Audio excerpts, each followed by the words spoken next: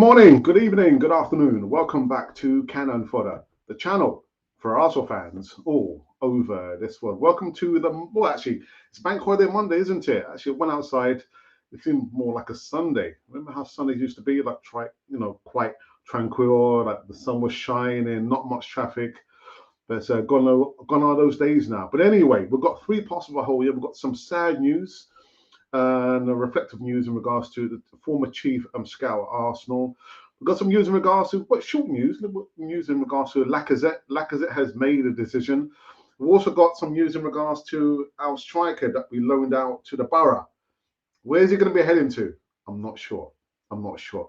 But we get into this one, this Bank Holiday Monday show. Have to think then after this music intro.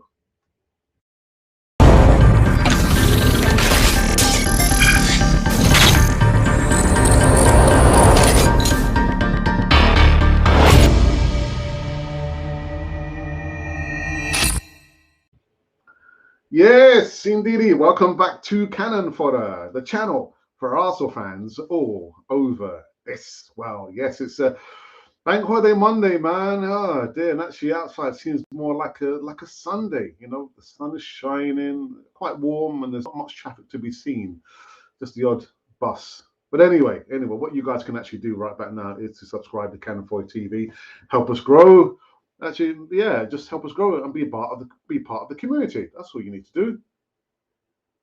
Anyway, probably do I seem a little bit low keyed? Well, yes. I mean, Arsenal losing, Southampton, and literally today. Actually, didn't do a show yesterday. I thought, you know what, for us religious types, I'm not doing any live shows, and I thought I'll keep it until the Bank Holiday Monday. And the news of the passing of Steve Rowley. Oh my goodness, just anyway. Tributes have poured in for Steve Rowley, who served as Arsenal's chief scout for the majority of Arsene Wenger's time as manager. After he died following a short illness, Arsenal's fans and former players have been paying tribute after the club confirmed that former chief scout Rowley had died at the age of 63. Rowley took over, excuse me, as chief scout in 1996 after Arsene Wenger's appointment as a manager in Arsenal. Remained in the role until 2017, with Wenger leaving his own post the following year. He began as a youth scout at Arsenal, ultimately spending more than 35 years with Arsenal in a variety of roles. Over that time, Rowley played his part, discovering a number of players who would go on to great things at Arsenal. And we've just picked out just a few of the players that he actually he managed to identify as great players in the future. Adams was one of the youngest talents who broke into the team in the 1980s. Before Rowley moved into the role he occupied under Wenger, he was one of two academy stars named checked by Arsenal in their tribute to the scout, who was still in part-time role when the defender's talent was identified. The centre back was just 17 when he made his Arsenal debut, and ended up spending his entire career at Arsenal. His 504 league games, including 26 in the 1997-78 season, when the Gunners won their first Premier League title under Wenger. And he also played a part in Arsenal's won the first division in 1989 and 1991. I was a bit naive at the time because it was my first boy around. He said in 2015. Anyway, I approached him at West Ham training ground, which you couldn't do now. Of course, I wouldn't get through the door at the start, and asked his dad, Alex, if he would be interested in bringing him over. The next player that he identified was Ray Parlour, the second name mentioned by Arsenal in their tribute. Parlour joined the Arsenal Academy thanks to Rowley. He spent more than a decade with the club and has more than Premier League appearances for the club than any other player. Then the next one, Cesc Fabregas, Rowley, and fellow scout Francis Cagallo were involved in bringing in the teenager Arsenal from Barcelona. He wasn't the only star of the Barcelona Academy who the Premier League side were keen on, though, as Wenger would later reveal. I met Cec's parents, and at the time we were interested in Lionel Messi and Gerard Piqué as well, the Frenchman recalled. We tried for the 3, but of course it didn't work out. But we got a gem there in Cess, and he's an exceptional player, a brain for football. Cess made his Arsenal debut aged 16. He quickly rose through the ranks and captained the club, playing 303 times for Arsenal in total, returning to the Nouveau Camp in 2011. The next player Steve Rowley actually scouted was Robin Van Persie. Van Persie developed into a lethal goal scorer at Arsenal, joining from Feyenoord as a youngster. However, he might never have ended up at Highbury were it not for Rowley's influence. Recording the day that Rowley discovered him, Van Persie told another platform by Metro that he had been in and out of the side beforehand. I had beer thrown at me, spit at me when I was taking a corner. It was a bad day, but I kept my cool and I was mature. Scored a goal and played really well, but it was about to sign for PSV. I was close to PSV, he said. My dad and a couple of friends were there at the game, went to get a beer close to the hotel in Amsterdam. In the same hotel, Rowley was staying, and I heard about the news. This is 100% true. This is not a fairy tale. He went to have a beer at the bar, and they sat next to each other. The next player that Rowley scouted was Gael Clichy. Some of Rowley's discoveries came from top academies, but others were a little more left field. This was the case with Clichy, who began life at Cannes before impressing a scout and earning a move to Arsenal. I've seen enough in the warm-up, and never mind the game. Rowley is head of the left back, as reported by the Evening Standard. He looked at the part, strong, quick, alert, and he had a lot. And remember, Gael Clichy was the left back who replaced Cashley Cole. Anyway, another player that he identified was Olivier Giroud. During the 2011-12 season, Giroud was helping Montpellier to a sensational league title. Wenger enlisted Rowley's help. The chief scout, along with a former Gunners player, and then scout Gilles Grimaldi, also called on by the manager to take a closer look at the striker. As reported by the Mail at the time, Rowley and Grimaud were also asked to keep tabs on Giroud before January and the end of the season. The Frenchman would eventually end the season with 25 goals and was an Arsenal player by the time they met Montpellier in the season as Champions League. Serge Gnabry, and not every single player discovered by Rowley, made it at Arsenal. And that was the case for Gnabry. That success was seen elsewhere, and it's just sad news. Sorry, let me just quickly remove this from the screen there. Yeah, and you know what? Actually, looking at this picture here of Steve, what I like about you notice the jacket and the emblem of Arsenal. The cannon is facing the right way for me. Facing the right way. So I'm sure everyone watching now would join me in just going to wish giving condolences to the Rowley family. Age 63. That's nothing, man. That's nothing. Well, that's something, but yeah. Rest in peace, Steve. All right, and the next news we're going to talk about on this Monday, Bank Holiday Mondays, in regards to this gentleman here, this young folk here. Apparently, my second favourite club. Actually, my first and then my... Anyway, Fulham are keen on the move for our striker from Balogun this summer, as per a report by the Daily Mail. Balogun, 20, is currently on loan at the Borough after linking up with a Chris Wilder side in a January transfer window. And the youngster was given the green light, we know, to leave the Gunners this past winter to get some more experience under his belt. Has made 17 appearances for the Borough in all competitions, chipping in with 3 goals. Fulham planning for next season as their sure start to be back in the Premier League. They need to maintain it though. They have to upgrade the squad. They can't rely on Mitrovic. The last time Fulham were in the Premier League, Mitrovic couldn't score for squat diddly. So I know he's broken a record now, Champions League goals. I think it's probably 40-odd, 42, 43 goals now in the one season. I mean, that's astounding for me, man.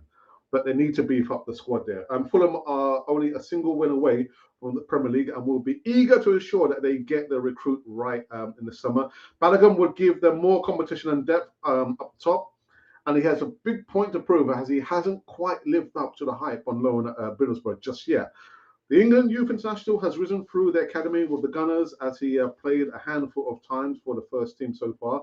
However, his pathway into the senior squad is currently blocked due to the abundance of top quality options they have at the moment, hence why he is allowed to leave for the Riverside Stadium. The New Yorker boy may find it tough again, Mikel Arteta's side. We know what's happened at Arsenal. There is some news in regards to Lacazette that I'm not going to go into now. I've still got to get to actually record the video there, but I've read what he said there, and it would probably explain why we've probably seen a downturn in his performance. Hasn't scored goals for how many hours now? How many matches? Anyway. I think that was it. Was that? Ah, yeah. just one more. We'll put this guy's up face.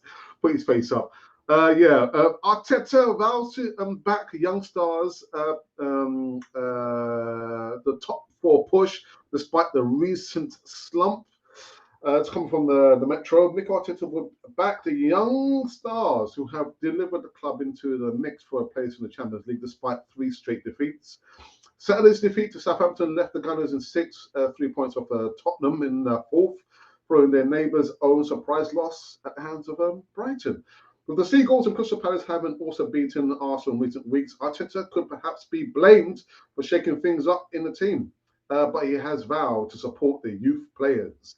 He has continued to rely on. We are in the same position as we were with one less game, as he said. We have to play on Wednesday and we have to lift them up. The task is a big task, but the opportunity as well is so precious that we all want to do it. I will give all the support in the world to them because they need it. They are 19, 20, and 21 years old, and most of them, they would need that support. Those have been the news segments on this bank holiday on Monday, at least over here. Again, it's just been a bit like a Sunday, man, and I can just kind of feel my energy levels are not quite where they should be, especially when I'm doing a live show. But the ups and downs of a life of a podcaster. Yeah. Anyway. So that has been it. I think we did do a poll. Did we do a poll? We did do a poll. Methinks. We did do a poll. And the poll was top 4 out of reach for Arsenal. Was my annotation, top 4 out of reach for Arsenal? I've asked a question. So out of 746 votes, guys, thank you. That's just phenomenal, man. 7 comments and 24 likes. Top 4 out of reach for Arsenal? 27% of you say no, it's not. And the rest of you, 73%, yeah. The maths. 73% said yes, it is out of reach for Arsenal. 8th place finish. I'm not flip-flopping. 8th place finish for Arsenal. I'm just saying. I'm not flip-flopping. It's an 8th place finish. And those of you will probably know, been following us for the last month. Yeah, last month.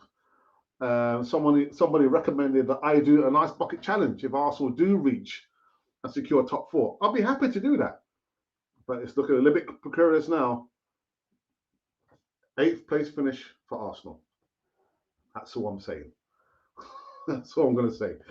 So I think we can go into the live chat. Can we go into the live chat? I think we can go into the live chat. Shall we go into the live chat? I think we can. Let me just quickly tweet out that we are live and direct from Cannon Fodders TVs. That was a bit slow, isn't it? My goodness, what's going on here? Okay, here we go. We are live and direct. And sorry about this, people. Yeah, there we go. And there we go. Right, just making sure that we'll double it up. There we are, again, streaming live on Twitter. So let's go into live chat for this Monday, Bank Holiday Monday show here. Gonna be a short show anyway. Morning, Alex. How are you doing? Yeah, I just kind of feel my energy levels are a little bit low. I don't know what it is. Because I know I'm due to go back to my workplace on Wednesday. Or it's news about Steve Rowley. I don't know what it is. But anyway, got up a little bit early, just before 6:30 actually, because my wife had to go to work. I had to walk her to the bus stop. But anyway, I'm digressing. But I'm fine. I'm fine. What is your summary of your favorite football team? Here's a summary: 8th place finish. That's a summary.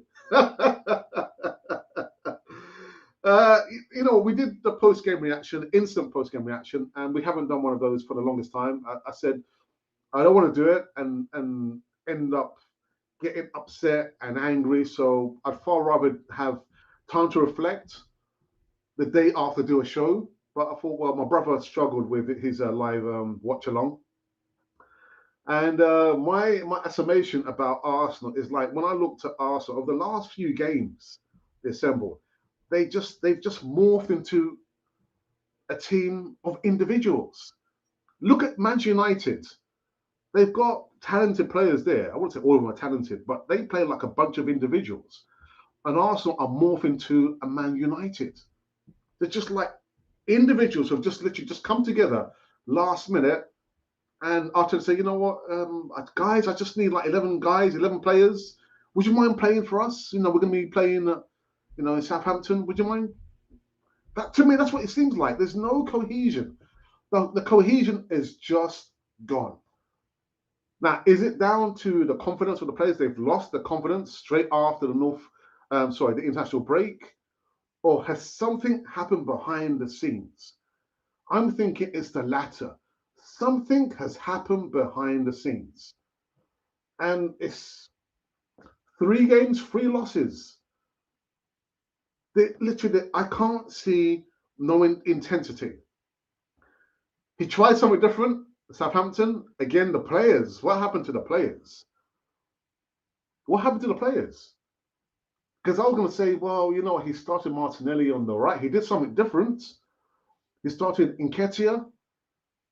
But it's like at the business end of the season and you're experimenting. How did we get into this situation? I know how we got into this situation because you didn't beef up the squad in the January transfer window. I said it before. We would need to go in the January transfer window. Wonderful. You offloaded a lot of the deadwood, but you had to replace them. Much less an Aubameyang. You didn't replace him. The fine margins, those decisions that you have made have gotten Arsenal into the situation. And I talk about the Olympiacos look. The Olympiacos look came back against Southampton. He was just like a cat caught in the headlights. Literally didn't know what to do. Didn't know what to do. And that comes down to the inexperience. The inexperience. But yeah, I just thinking, I've been saying this for the last few weeks, there's something not right. There's something's happened behind the scenes. The players, yeah, I mean, everyone loses confidence, but you've got to come with fight. Fight. I didn't see the fight or the intensity. There was no intensity. Again, 3 games on a trot. But yeah, something is not right with these players, man. Anyway, our moderator for the morning show is Monty. It says, morning nights and Camp 4 TV. Monty, good morning to you. I hope you are doing well. And Monty goes on to say, please leave a thumbs up and subscribe if you are new here, please. Yeah, rest in peace, Steve Rowley, a big part of our history and so many great signings. Thanks to him. And it said that he left in 2017. And boy, do we need someone like him now. Boy, do we need someone like him now to put out gems. The diamonds in the rough, because our recruitment has been rubbish of late. Absolutely abject. May his soul rest in peace.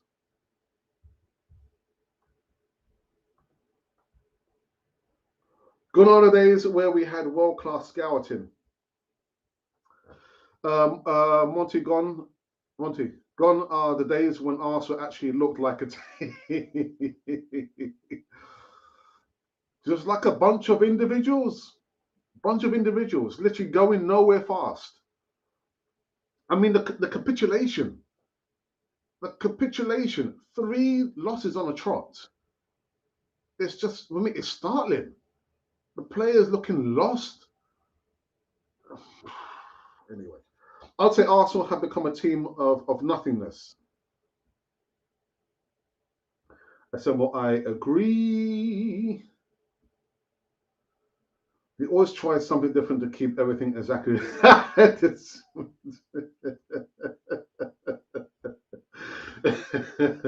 It's okay when Emery wins the Champions League. He can send a picture to Arteta because Arteta will come to the competition.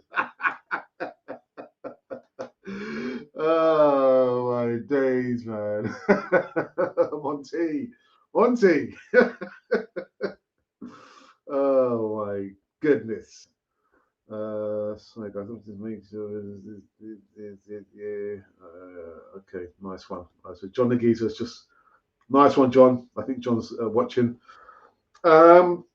Usually on a Monday we would do the Canon project, but because it's Bank Holiday Monday, actually because I was up quite early, I came back from dropping my wife off, and I said, you know what? I know I've got some jobs to do. I've done 90% of the jobs in the garden, and I'll be going to my mum's. I've got to do some other bits and pieces of my mum's, and I'll be coming back here just to chillax. I think hopefully by then my wife will have finished. So there will be no Canon project because it's bank holiday. A day when you're supposed to catch up on DIY work and maybe spend some time before everyone gets back to work. Tuesday, Wednesday, or maybe even Thursday. But there's no Canon project today. And yes. What else was I going to say? Something else. Oh yes. Here's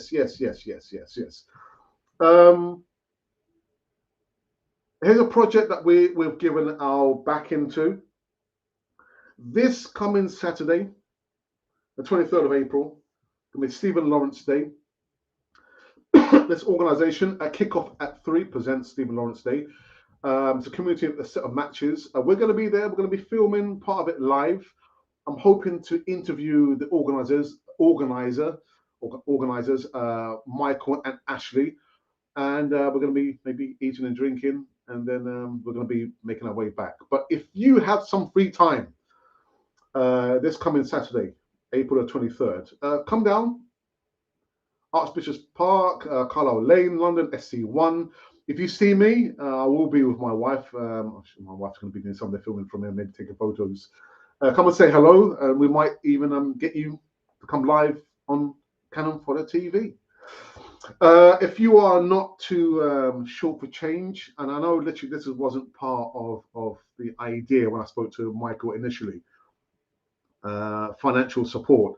But if you're not too short for some change and you'd like to make a donation, a sizable donation, because these guys, they do it voluntarily. But if you would like to make a donation to Kickoff at 3, I have left the link for them in the description box below. So again, we'll be there between 2 and 4 p.m. Again, filming live. So if you would like to come and say hello, we might just speak to you. I might just speak to you, ask some questions. It might be Arsenal related, it might not. So do make your way down and come and say hello. We'll be there. We'll be there.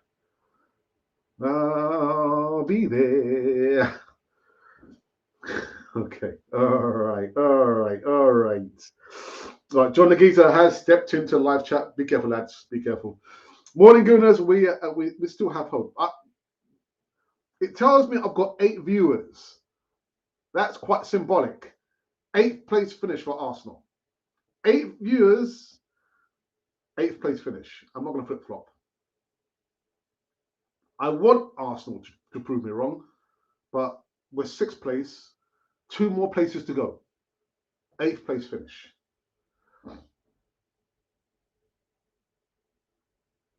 Yes, such niceties in the live chat. And it's Bank Holiday Monday morning over here, 10:30. Early doors for a lot of you. In my opinion, decisions from the board to the players, and nobody is accountable for anything, but the fans keep paying and suffering for this. Something has to give. Well, I'll ask you the question. What do you think is going to give? I mean, I thought we might hear. You remember when the stadiums were closed during the pandemic, and Arsenal? I mean, Mikel Arteta, who was losing then. I'm thinking, when the stadiums do open up, you might hear the crescendos of booing, boo, boo, boo. But you say something has got to give. What do you think is going to give the assembled? Decisions, decisions, decisions. Dearie me. Oh,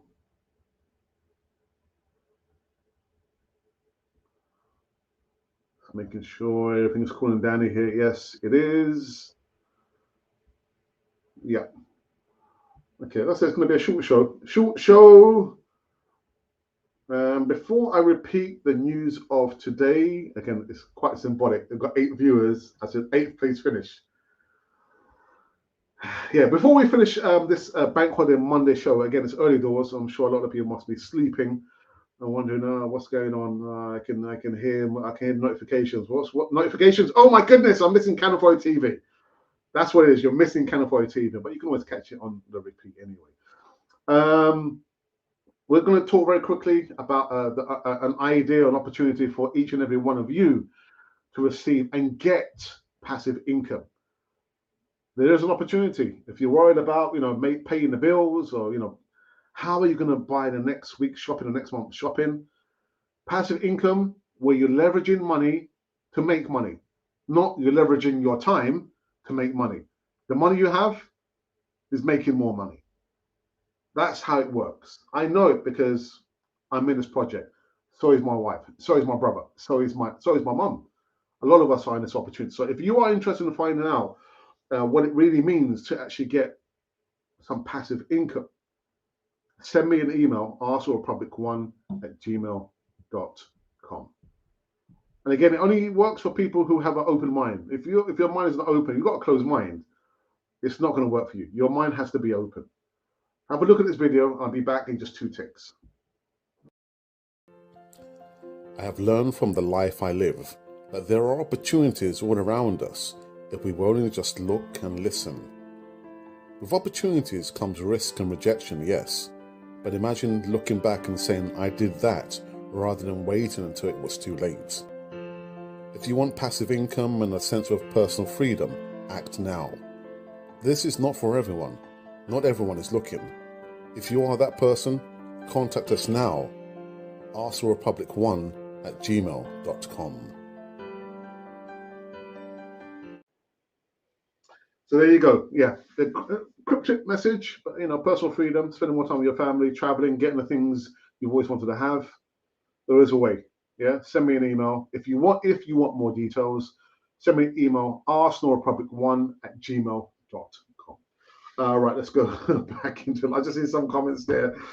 I bet Arsenal merchandise is still being bought in the millions by the fans, no matter what our predicament is on the field. Either sell the club or take proper ownership of the club. Well, the assembled, if we had a Q&R session here, so on one side, I've got Mr. Stan Kroenke or just Kroenke, and you've got me on the other side. I said, Stan, right, I'm going to read this comment here from the assembled. And he says to you, either sell the club or take proper ownership of the club. He might say to you this, and well, actually, I am taking proper ownership because I didn't buy Arsenal to win any trophies. I brought Arsenal to make money. So in his view, he is taking proper ownership of the club. But from a fan's perspective, as I said to my brother last week, from a fan's perspective, a supporter's perspective, we are supporting our club because we want to see our club be successful. How do you measure success? By the trophies, by the positions and the things that the club wins. That's how I measure success for my club. But the parameters for this particular owner, it doesn't. The paradigms they don't meet. They're not going to be entwined together because he's here to make money from the cash cow, which is Arsenal FC. From our perspective, sod that, forget that. We want our club to be winning stuff. Again, those paradigms, they're not compatible. They're not compatible.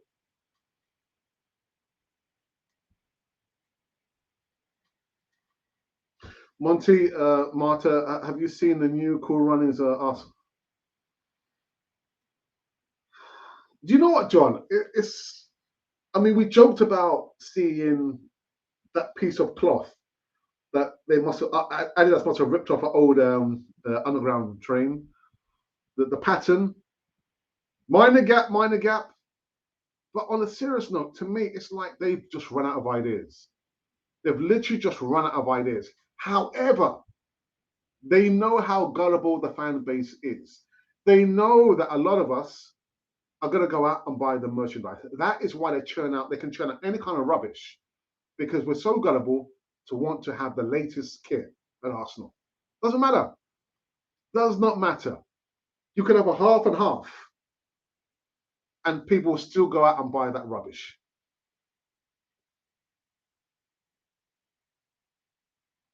John, Arsenal are becoming a fashion brand. Yeah.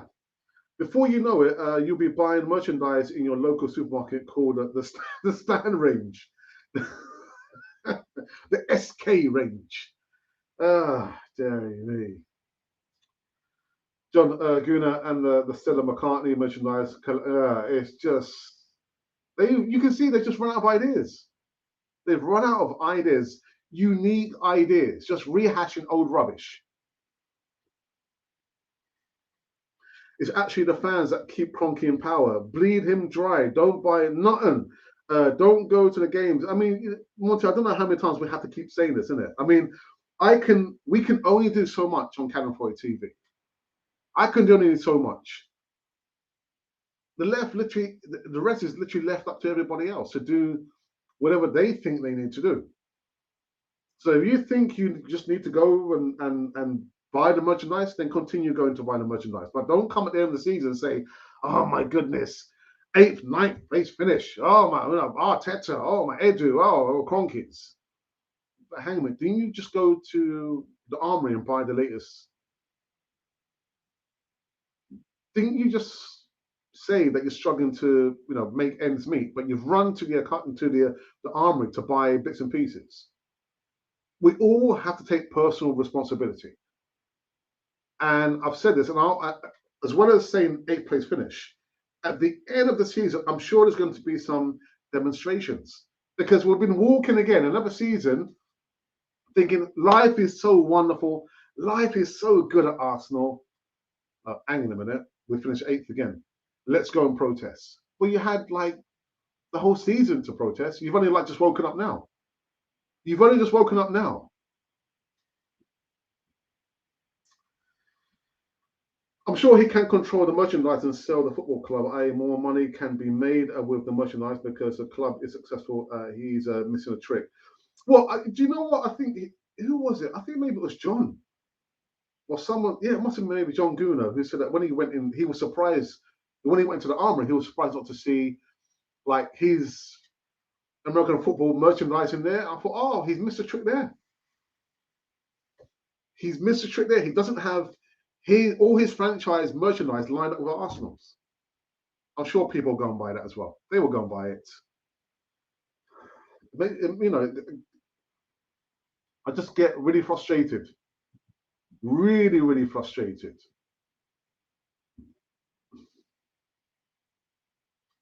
And it's sad to say, but nothing would change till the fan base wake up, which I don't think that the latter will happen. Well, it won't happen. It won't happen. I will say this for the 100th time. It's not going to be any billionaire riding in with the cavalry. I'm here to come and save, or we are here to come and save Arsenal. It's not going to be a billionaire owner come and save Arsenal. So forget about, Aliko Dangote, Daniel Ek, maybe, Richard Branson. Those guys are not coming to save Arsenal. The only people that can save Arsenal or from the clutches of any billionaire or Stan Kroenke is the supporters. And like you say, the more things change, the more they stay the same. So we've been wallowing in despair for how many years? Haven't won the Premier League for 17 years and counting. Things are not going to change. They're not going to change. It's only us that can force the change if we really want the change to happen.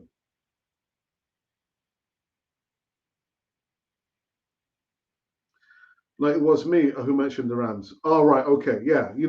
Again, I'm thinking he's missed a trick there. Doesn't have the LA Rams or whatever, the St. Louis Rams merchandise in the armory next to Arsenal's merchandise. I was thinking, wow, you've missed a trick there, Stan. You've missed a trick. It's like he's running Arsenal as a money laundering to filter money to his American sports franchise.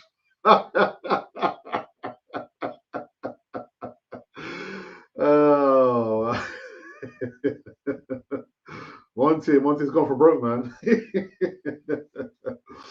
All right, okay. You know what? I think we've arrived at that time when I'm going to repeat the news of today from Canon for the TV perspective on this bank holiday Monday. So first up, sad news, man. Sad news. The passing of Steve Rowley, former chief scout, came 1996, and he left his spot in 2017.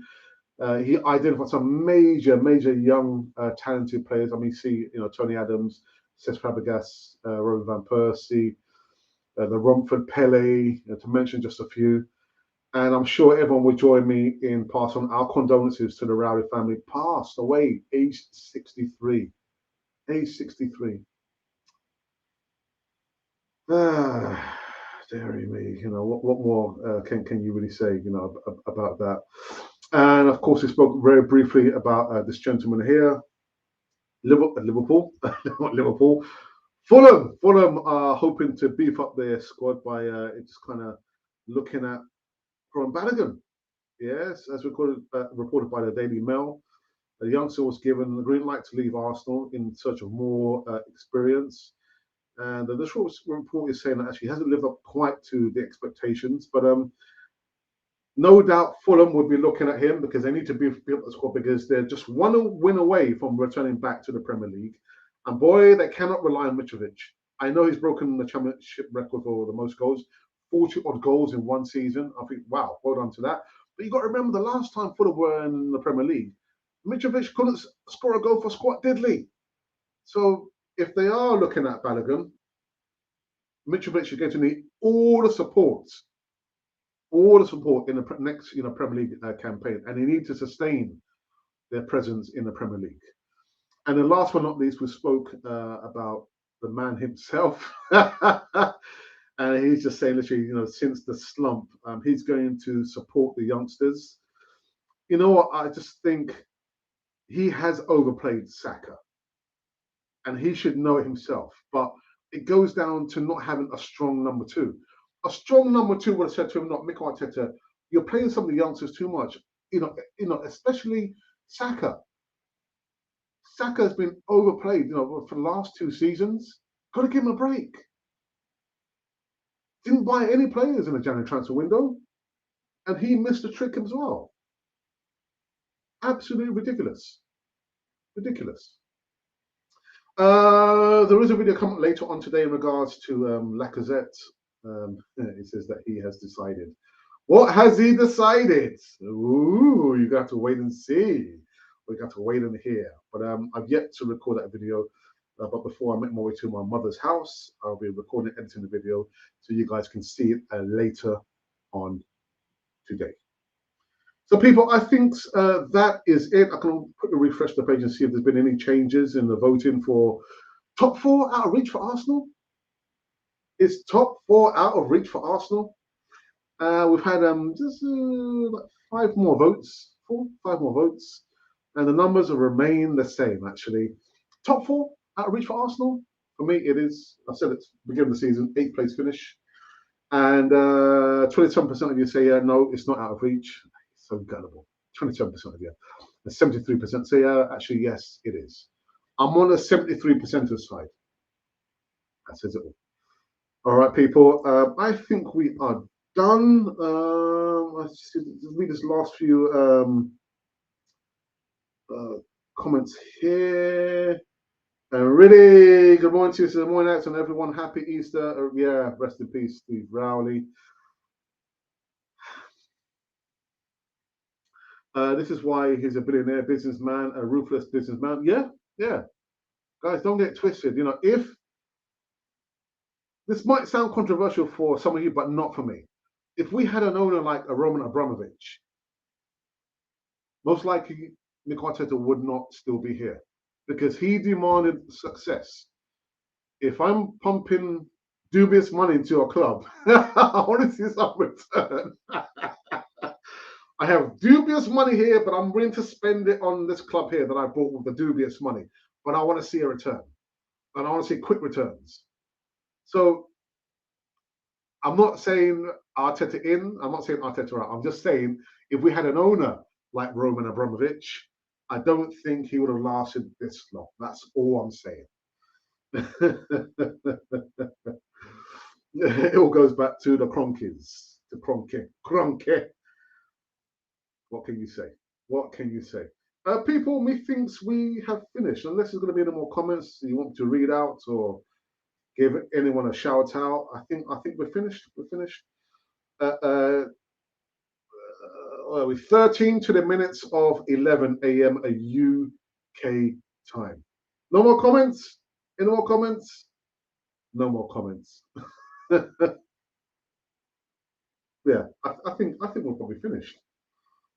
I think there's going to be something I wanted to mention as well. I'm afraid Cronky, Mr. Cronky doesn't do emotions, cold hard cash only. Well, maybe there it is. Maybe it's going to take cold hard cash and a lot of it to get rid of him, move him out. I forgot what I was going to say now. What I'm going to say is this Friday is the return of the Easy Talk. There was no Easy Talk last week because last week Friday was a Good Friday. But that's what I was going to say something else, but I completely forgot what I was going to say. I forgot what I was going to say. Ah, my goodness.